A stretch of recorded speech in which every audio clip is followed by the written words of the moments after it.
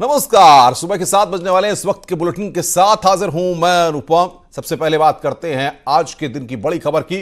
एक तरफ पूरी दुनिया कोरोना नाम की महामारी से परेशान है, दूसरी तरफ लॉकडाउन के दौरान भी सीमा पर आतंकवादी अपने नापाक मंसूबों को लेकर हमले कर रहे हैं।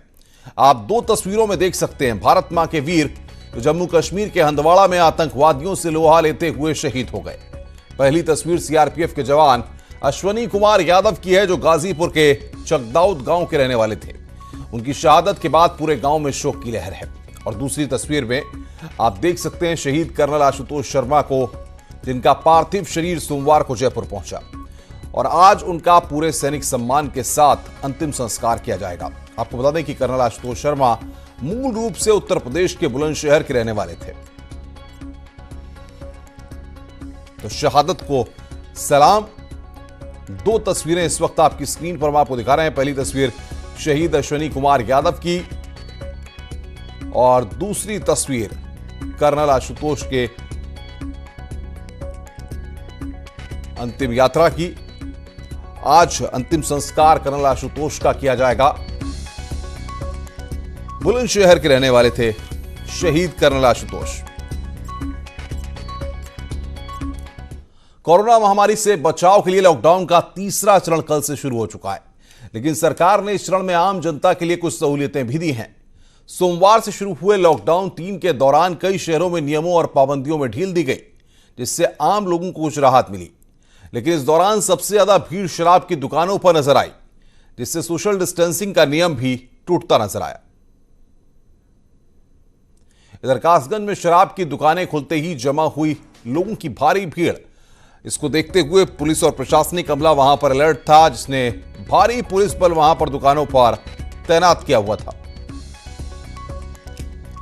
बात बरेली की करें तो बरेली में भी शराब की दुकानों पर उमड़ी भारी भीड़। सोशल डिस्टेंसिंग की जमकर वहां पर धज्जियां उड़ाई गई। दुकानों पर सोशल डिस्टेंसिंग रखने की बात कही गई थी, लेकिन सोशल डिस्टेंसिंग नाम की कोई भी चीज वहां पर दिखाई नहीं दी।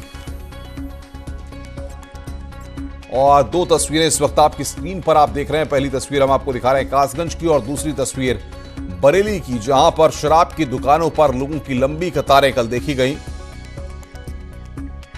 तो ये दो दृश्य इस वक्त आपकी स्क्रीन पर।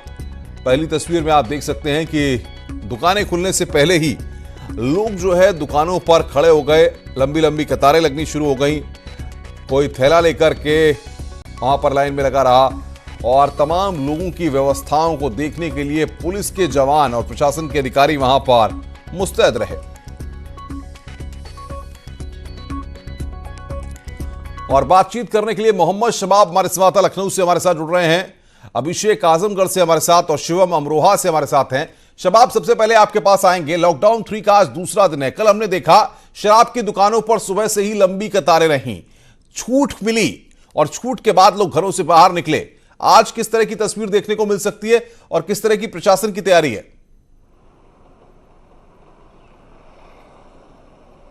बिल्कुल, देखिए कल जिस तरह से शराब की दुकानों को खोले जाने की अनुमति मिली थी अनुपम, और उसके बाद जिस शिद्दत के साथ उत्तर प्रदेश वासियों ने शराब का सेवन किया है, 225 करोड़ रुपए की कल उत्तर प्रदेश में शराब बिकी है। जो आबकारी विभाग से जो सूचनाएं हैं उसके मुताबिक कल शाम को अगर आंधी बारिश ना आई होती तो 2015 का भी रिकॉर्ड टूट गया होता। इस कदर लोगों ने जो है कल शराब को खरीदा है। अब रही बात आज दूसरे दिन की, तो कल एक और सर्कुलर जो है वो आगे बढ़ाया गया है, जिसमें 6 तरह के उद्योगों को खोले जाने की अनुमति दी गई है। जिसमें पहला जो है वो शीत गृह यानी कि कोल्ड स्टोरेज को खोले जाने की बात कही गई है मुख्य सचिव की तरफ से। इसके अलावा सतत या अर्ध स्वचालित प्रक्रिया द्वारा ग्लास का निर्माण जो है वो हो सकेगा, यानी कि कांच का जहां पर काम होता था उन फैक्ट्रियों को खोले जाने की अनुमति दी गई है। इसके अलावा एल्युमिनियम धातु के निर्माण को जहां पर काम किया जाता था वहां पर खोला जा सकेगा। डेयरियों द्वारा तरल दूध का संचालन और पशुराई जो है करण जो किया जाता था, यानी कि डेयरियों को खोले जाने की अनुमति दी गई है।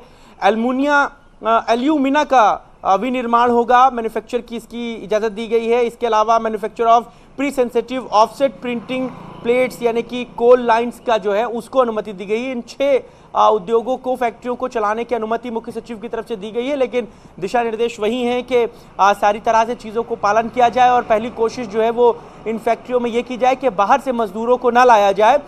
उन फैक्ट्रियों को ज़्यादा तवज्जो दी जा रही है जिनके मजदूर उनके पास हैं। अब देखिए कैसे इन तमाम चीज़ों को काम शुरू करा पाएंगे शबाब, लेकिन जिस तरीके से कैसे कल इन चीज़ों पर देर रात तक दिल्ली सरकार ने जिस तरीके से शराब के ऊपर कोरोना टैक्स लगाया, स्पेशल टैक्स लगाया, क्या उत्तर प्रदेश सरकार भी इस दिशा में कोई कदम उठा सकती है? क्योंकि कल जिस तरीके से दुकानों पर सोशल डिस्टेंसिंग नहीं देखने को मिली कई जगहों पर, इसके बाद सरकार क्या सख्त रुख अपना सकती है?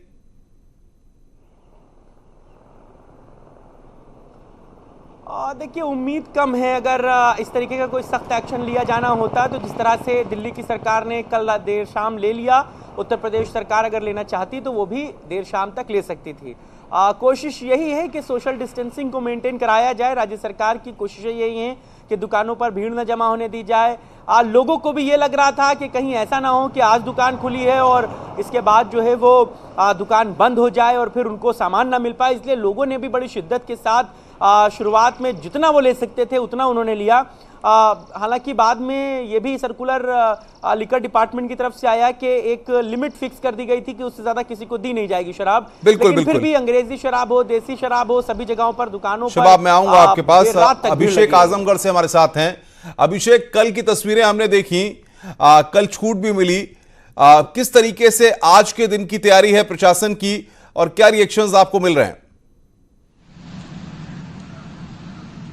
जी बिल्कुल, आपको बता दें आजमगढ़ जिला जो है वो ऑरेंज जोन में है। ऐसे में लॉकडाउन 3 में आजमगढ़ में काफ़ी ज़्यादा छूटें मिली है यहाँ पर, जैसे कि बिल्डिंग मटेरियल की दुकानें हो गई, किताबों की दुकानें हो गई या फिर अन्य कुछ दुकानें हैं जिन्हें छूट मिली है। साथ ही साथ उसमें शराब की दुकानें भी शामिल है जिन्हें छूट मिली है, जिसके बाद कल शराब की दुकानें खुलते ही दुकानों के सामने इतनी लंबी कतारें लगी हुई थी, जिसके बाद पुलिस और प्रशासन के लिए काफ़ी जो है परेशानियों का सामना करना पड़ा। किसी तरीके से उस भीड़ को जो है सोशल डिस्टेंसिंग में कन्वर्ट किया गया और लोगों को दूरी का ख्याल रखते हुए जो है शराब लेने को प्रतिबंध किया गया। साथ ही साथ जिला प्रशासन ने अब आजमगढ़ में आबकारी विभाग ने एक रणनीति तैयार की है कि एक दिन में 1.5 लीटर से अधिक शराब कोई नहीं ले सकेगा। कल जो लोगों के अंदर एक डर था कि कहीं ऐसा तो नहीं है कि शराब की दुकान खोले और फिर अगले दिन बंद हो जाए, तो ऐसे में लोग काफी मात्रा में शराब ले रहे थे और एक लोग के साथ साथ 5-5, 4-4 लोग जा रहे थे और अधिक से अधिक शराब ले रहे थे। नियमों का पालन करना होगा। शबाब इस बात को कह रहे हैं, सोशल डिस्टेंसिंग का हर किसी को ख्याल रखना होगा। सरकार भी इस बात को लगातार करेगी। बहुत बहुत शुक्रिया शबाब आपका और आशुतोष आपका हमारे साथ जुड़ने के लिए और बातचीत करने के लिए। जैसा कि दिल्ली सरकार ने एक बड़ी कार्रवाई करते हुए शराब की कीमतों में इजाफा कर दिया है। दिल्ली सरकार ने शराब के दामों में उसके एमआरपी से करीब 70% की वृद्धि की है और इस अतिरिक्त टैक्स को स्पेशल कोरोना फीस का नाम दिया गया है। पूरी दिल्ली में यह नियम आज से लागू हो गया है। तो दिल्ली सरकार ने, आपको बता दें कि अतिरिक्त टैक्स लगाया है, शराब के दाम 70% बढ़ाए गए हैं। जिस तरीके से दिल्ली में हमने कल तस्वीरें देखी थी कि शराब की दुकानों पर लंबी लंबी कतारें लगी हुई थी, 2-2 किलोमीटर तक सिर्फ लोग ही लोग नजर आ रहे थे शराब को खरीदने के लिए। इधर लखनऊ में एक ही दिन में शराब की कुल 6.3 करोड़ की बिक्री हुई है। राजधानी वासी करीब 4.7 करोड़ की विदेशी और 1.6 करोड़ की देशी शराब पी गए। एक दिन में कुल 2.78 लाख लीटर रिकॉर्ड तोड़ बिक्री हुई है। वहीं पूरे प्रदेश में 225 करोड़ रुपए की शराब बिकने का अनुमान है। लखनऊ शराब एसोसिएशन के सचिव कन्हैया मौर्य के मुताबिक 2015 में 6.8 करोड़ की शराब बिकी थी और अगर लखनऊ में शाम को बारिश और तूफान नहीं आता तो रिकॉर्ड हो जाता।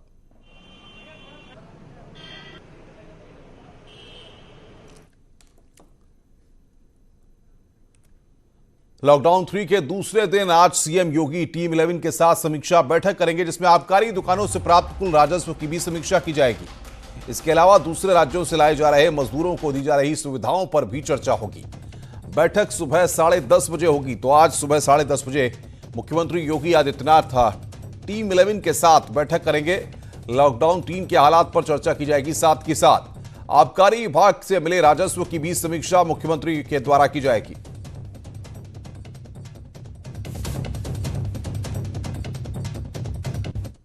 लॉकडाउन में देश के दूसरे प्रदेशों में फंसे उत्तर प्रदेश के लोगों को लेकर स्पेशल ट्रेन चलाई गई। आगरा में देर रात पालनपुर से स्पेशल ट्रेन पहुंची। इस ट्रेन में 1229 लोग सवार थे जो गुजरात के अलग अलग हिस्सों में फंसे हुए थे। आगरा कैंट स्टेशन पर सभी लोगों की स्क्रीनिंग की गई, जिसके बाद बसों के जरिए उन्हें उनके घर तक पहुंचाया गया। आगरा पहुंचे यात्री भी बेहद खुश दिखाई दिए। मैं सर ललितपुर का रहने वाला हूँ। अच्छा। मैं गुजरात में काम करता था। अच्छा तो ट्रेन से आया हूँ। अच्छा, फंस गए थे आप लोग? हाँ साहब, कोरोना की वजह से। ट्रेन से आए आप लोग? हाँ साहब। अच्छा, ट्रेन में कोई टिकट वगैरह किराया लिया आपसे क्या? सर हम लोगों को सरकार की तरफ से टिकट तो दिया था, लेकिन हम लोगों से किराया नहीं लिया। इधर जौनपुर में देर रात गुजरात के सूरत से 1200 मजदूरों को लेकर साबरमती एक्सप्रेस ट्रेन पहुंची।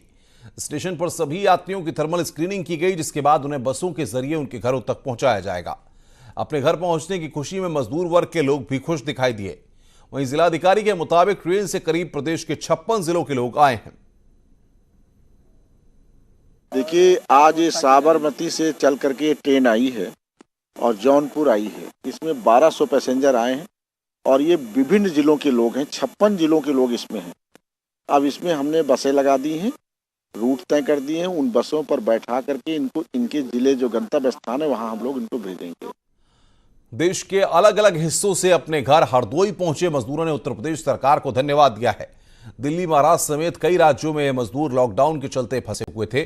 हरदोई पहुंचे कुल 59 मजदूरों को जिला प्रशासन ने क्वारंटाइन कर दिया। इन मजदूरों ने योगी सरकार से घर वापसी की अपील की थी। रहते यहाँ और लॉकडाउन भी लग गया और पैसे से भी नहीं बचे थे। फिर वहाँ काम में धंधा नहीं लगता था, इसीलिए बहुत सारी दिक्कत आती थी।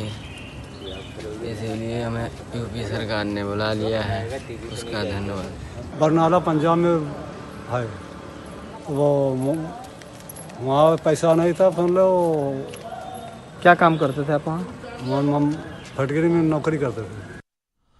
लॉकडाउन के उल्लंघन की शिकायतों के बाद गौतम बुद्ध नगर पुलिस ने ग्रेटर नोएडा में फ्लैग मार्च किया। एसीपी और बिसरक एसएचओ की अगुवाई में पुलिस ने फ्लैग मार्च निकाला। फ्लैग मार्च गौर सिटी 1, गौर सिटी 2, 4 मूर्ति से लेकर मूर्ति एरिया तक निकाला गया। फ्लैग मार्च की एक्सक्लूसिव तस्वीरें हम आपकी स्क्रीन पर आपको दिखा रहे हैं। न्यूज 18 आपको एक्सक्लूसिव तस्वीरें दिखा रहा है। नोएडा पुलिस ने आपको बता दें कि फ्लैग मार्च किया।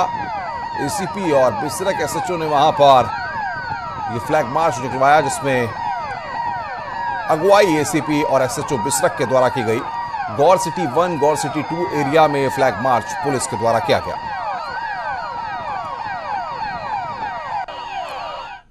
इधर एटा में आर्यावर्त ग्रामीण बैंक को कोरोना पॉजिटिव पाए जाने के बाद से हड़कंप मच गया है। इसके बाद प्रशासन ने बैंक को सैनिटाइज कर बैंक कर्मियों को क्वारंटाइन कर दिया।